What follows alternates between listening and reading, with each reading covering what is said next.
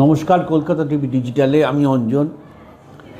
প্রথম পর্বের বিজেপির প্রার্থী তালিকা প্রকাশ করে দিল এবং 144টি আসনের মধ্যে তারা তালিকা প্রকাশ করল। যা খবর, দ্বিতীয় তালিকা তারা এই সপ্তাহের শেষেই প্রকাশ করে দেবে।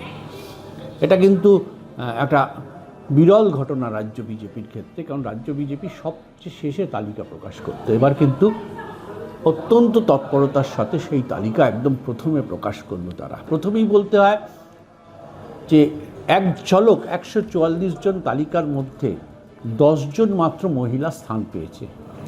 বাকি তালিকায় কজন মহিলা স্থান পাবে সেটা এখনই বলা সম্ভব নয়, কিন্তু আপাতত 10 জন মহিলা স্থান পেয়েছে এবং বহু পুরনো মুখ এবার ফিরে এসছে, যেটা রাজ্য বিজেপির কাছে অত্যন্ত গুরুত্বপূর্ণ।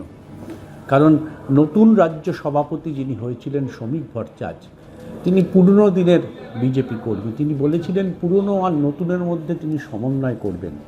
প্রার্থী তালিকার ক্ষেত্রে কিন্তু একটা সেই দিকের লক্ষণ দেখা যাচ্ছে। বহু দিনের পুরনো কর্মী, হারিয়ে যাওয়া কর্মী, তারা কিন্তু এবার বিজেপি প্রার্থী হয়েছেন।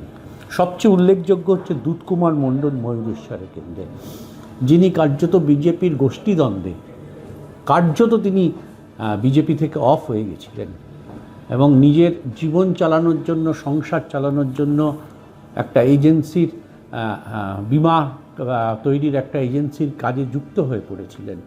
সেই দুধকুমার মণ্ডলকে আবার কিন্তু ফিরিয়ে নিয়ে আসা হলো ময়ূরেশ্বর কেন্দ্র থেকে। এরকম অজস্র মুখ দেখা যাচ্ছে।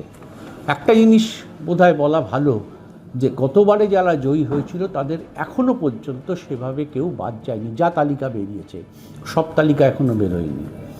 আবার নতুন বেশ কিছু মুখকে নিয়ে আসা হয়েছে এবার।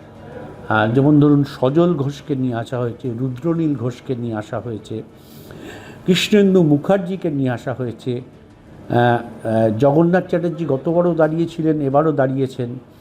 একজন মহারাজ স্বামীজি একজন দাঁড়িয়েছেন উলবেড়িয়া দক্ষিণ থেকে। দিলীপ ঘোষকে পুনরায় খড়গপুরে দেয়া হয়েছে। খড়গপুরে এই কেন্দ্রে দিলীপ ঘোষ জ্ঞান সিং সোহনপালকে হারিয়ে জিতেছিলেন। ফলে স্বাভাবিকভাবে 2016 বিধানসভায় স্বাভাবিকভাবেই তাকে আবার এই কেন্দ্র ফেরত দেওয়া হলো এবং হিরণকে এখান থেকে সরিয়ে এখনও পর্যন্ত কোনো কেন্দ্রে দেওয়া হয়নি। নিঃসন্দেহে এটা বিজেপির ক্ষেত্রে এবং অবশ্যই দিলীপ ঘোষের যারা ভক্তরা আছেন তাদের কাছে খুব গুরুত্বপূর্ণ। এরকম অনেক বিষয় এসছে। যেমন রাসবিহারী কেন্দ্রে আবার প্রাক্তন সাংসদ স্বপন দাশগুপ্তকে দাঁড় করানো হয়েছে। এরকম যারা জয়ী হয়েছিলেন তাদের এখনও পর্যন্ত প্রায় সবাইকে রেখে দেওয়া হয়েছে। পরবর্তী লিস্টে আরও আসলে বোঝা যাবে যে যারা জয়ী হয়েছিলেন তাদের কজনকে বাদ দেওয়া হয়েছে, কারণ লিস্টটা পুরোটা কমপ্লিট নয়। কিন্তু সামগ্রিকভাবে দেখলে বোঝা যায় যে এবারের প্রার্থী তালিকায় বিজেপি কিন্তু চেষ্টা করেছে দলের কর্মী, আরএসএসের কর্মী, একটা দীর্ঘদিনের আরএসএস বা দলের করার জন্য তার ভাবমূর্তি আছে, পরিচিত আছে, তাদেরকে প্রার্থী করা হয়েছে। হট করে এলেন অন্য দল থেকে, বিমানে গিয়ে দিল্লিতে যোগ দিলেন, যেই প্রার্থী হয়ে গেলেন।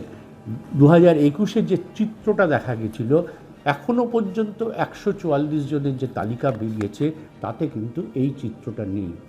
যারা দাঁড়িয়েছেন তারা প্রত্যেকেই বিজেপির কর্মী, দীর্ঘদিনের কর্মী, আরএসএসের সঙ্গে যুক্ত এবং সত্যি তারা বিজেপির হয়েই কাজ করেন।